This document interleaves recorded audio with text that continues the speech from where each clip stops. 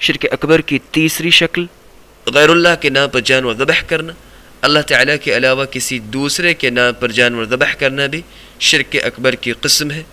فرمان الہی ہے فَصَلِّ لِرَبِّكَ وَانْحَرْ سورۃ الکوثر آیت نمبر 2۔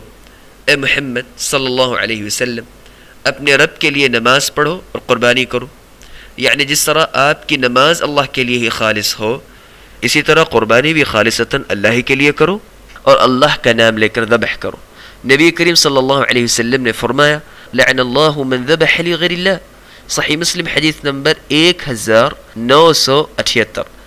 جس شخص نے اللہ کے سوا دوسروں کے نام پر ذبح کیا اس پر اللہ کی لعنت ہے، یعنی پھٹکار اور رحمت الہی سے دوری ہے۔ بسا اوقات غیر اللہ کے نام پر ذبح کیے ہوئے جانور میں دو حرام چیزیں اکٹھا ہو جاتی ہیں، ایک اللہ کے علاوہ دوسروں کے لیے ذبح کرنا، دوسرا غیر اللہ کا نام لے کر ذبح کرنا۔ ان دونوں صورتوں میں ہی ذبح کیے ہوئے جانور کو کھانا حرام ہے۔ زمانہ جاہلیت کی ایک قدیم جاہلانہ رسم جنوں کے لیے ذبح کرنا تھی جو آج ہمارے زمانے میں بھی بہت رواج پا چکی ہے، جس کی تفصیل یوں ہے۔ جب لوگ کوئی گھر خریدتے یا نیا گھر تعمیر کرتے ہیں یا کنویں کی کھدوائی کراتے ہیں تو کنویں کے پاس گھر کی چوکھٹ پر جنوں کے نام جانور ذبح کرتے ہیں تاکہ اس طرح جنوں کو راضی کر کے جنوں کے شر سے محفوظ رہ سکے۔